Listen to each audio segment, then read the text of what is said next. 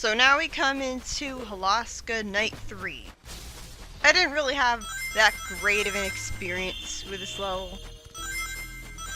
Like, at least I didn't do a whole bunch of backtracking like with the first one. But I definitely prefer the second one to this. For the most part, it's pretty samey, but this level has two very memorable, well, I don't want to say set pieces, more like rooms. This is one of them.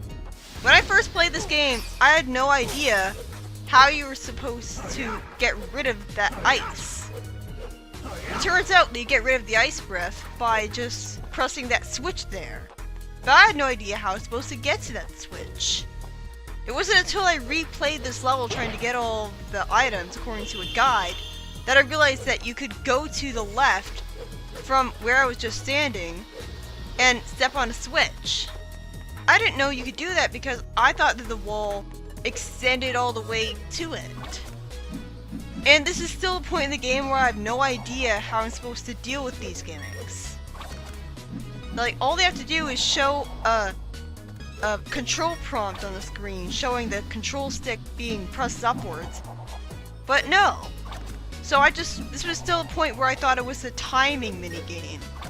And there's a slight delay between when you press the X button and when you fly off. So I had a really hard time with this when I first played it. By the time I got to the second of these, like right here, I stopped holding back on the control stick entirely so that I wouldn't swing too far back and get frozen by the ice behind me. This was a really awkward section for me. So it's a good thing that you can get past it without stepping on that switch. Something that I found really weird about one of the previous cutscenes is, I think it was the first Eggman one. Like, Eggman was complaining about how the professor had been saved and his manuscripts had been recovered. But he also complained about the planet coming back together. Why is Eggman angry about the planet coming back together? I mean, if anything, you'd think that he would be happy since, you know, he wants to make Eggman Land, and what's the point of trying to rule over a world that is shattered into pieces? I mean, this game tries to have us think that the planet being shattered to pieces would be just fine. Even though you think that the kinetic force of that happening would cause all the pieces of the planet to dispel away from each other. Instead, it looks like they're being held to, like, I guess the planet's own gravity is what keeps all the pieces of the planet from flying really far away from each other. But if so, then the planet's gravity should just reform the planet all by itself. So I shouldn't need to go on this adventure at all. My point is, I don't understand why Eggman was annoyed at Sonic reforming the planet, since his whole plan was to get Dark Gaia out of there. And now that he's gotten him out of there, well, he's won. All he's trying to do now is get all of the Dark Gaia monsters that are a hive mind making him up into one place. So he has, like, would the planet reforming make it so that Dark Gaia isn't a threat anymore? Well, it turns out no, because Dark Gaia is still out of there once the planet reforms. So I'm also not sure how I'm not sure how Eggman knew that the planet shattering to pieces wouldn't cause an apocalypse and cause everyone to die. You know, cause the water of the ocean to sink between the cracks and fall straight into the core of the earth and kill everyone from messing up the water cycle because the water isn't flowing from one part of the planet to the other. You know, which brings currents and, like, warmth to other parts of the world. Like, the RG Comics explained it as Chaos, the god of water, keeping the water from sinking into the earth and stuff. But the games never explain it. Anyways, this is easily the worst the camera gets. Like, this is so awkward you have to walk diagonally. And here, the camera is behind you, so how are you supposed to know that you have to dash jump to reach that key? Not to mention that there's flying enemies that can shoot projectiles that can shoot you down to the lower area all over again. This is the second most memorable room in the level for me. I'm glad that there are memorable rooms. Like, in general, I think the Wii Werehog levels are better than the HD ones. Not just from the mere fact that you don't have to do any slow balancing on narrow platforms with bottomless pits in every single level. God, I hate that.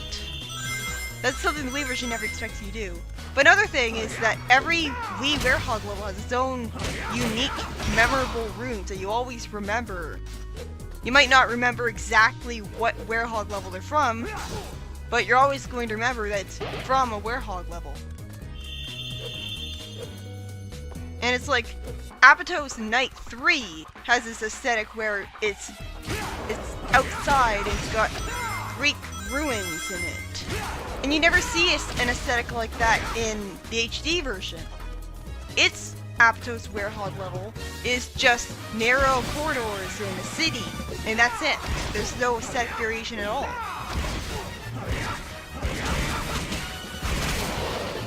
So I was talking about the story earlier. To be honest, something that I haven't talked about yet is the cutscene presentation. Because you may have noticed that the cutscene presentation in general, at least on the surface, is a lot better than it was in, say, the adventure games. In general, like, the acting is better, and this is the first game in the series, and it sets a trend. The translation in general is a lot better than it was before, so you don't have awkward dialogue anymore. Oh, those bomb enemies are really annoying. They explode. Like, the orange ball on their head grows and grows, and you can pick them up and throw them at enemies to make them explode on them, but they take away so much of your health. Like, the more you hit them, the closer they get to exploding, and you're better off just staying away from them. The gigantic monsters will appear. Like, this is the most annoying combat section in the game up to this point. The gigantic monsters take a while to appear, so if you go unleashed right away as soon as they start appearing, you're probably going to run out of unleashed form energy by the time that you're expected to deal with it. Because there's so many fast enemies that you have to deal with at the same time, and so they take up a while. Like, it's not just a matter of going unleashed and getting rid of the two Titan enemies. But anyways, I will admit that the cutscene presentation is an improvement over the adventure games for the most part. Like, the animations are really good, the lip syncing is almost perfect, the dialogue isn't awkward or confusing at all. Like, it never has a line where Sonic says to Shadow, "We're going to the Ark, so I guess that means we're going too." Like, there's better translation and acting and animations and lip syncing. Here's why none of it matters. It can do all of that as well as it likes, but that doesn't change the fact that the cutscenes are presented with characters just standing around and talking. The adventure games, something they really did well was atmosphere. They had the music, and the dynamic camera angles, and good use of the setting to really make up for the fact that the limited animation and everything was dating it. The adventure games did a good job of getting you engaged in the story and making you care about it. Well, this game, there's a very heavy skew towards downtime over action in this story. And like, we're at a point in the game where there's absolutely no story at all. The only cutscenes that we've seen for a really long time have been the world reforms cutscenes that don't have any dialogue at all. A good Sonic plot is a roller coaster. It has the perfect balance of action and downtime. It keeps introducing new plot elements with every single cutscene. That's what Adventure 2 did. But in this game, the beginning of the game keeps introducing new plot elements over and over again, but then it completely stops, and it's just filler, and like, we're at a point in the game where there's no story at all, and this never happened in the adventure games. So basically, I know that the cutscene presentation is a lot better than it was in adventure games. I know that technically it superficially looks better, but that doesn't really matter if I don't care about the story. If I'm not invested in it, then, like, I would rather watch Adventure 2's dated cutscenes over Chip and his horrible, annoying voice. Like, that's just me, I guess. Like, I'm not the only one who thinks this. There's this really great Sonic Dissected video that basically explains everything about why Unleash's story isn't that great. Like, some people think that Unleash's story is the best because well, for the same reason that I complain about. They think it's the perfect balance between serious and lighthearted because of its schizophrenic tone. You got the constant jokes about food from the light-hearted comedy relief characters and nothing ever being acknowledged as bad.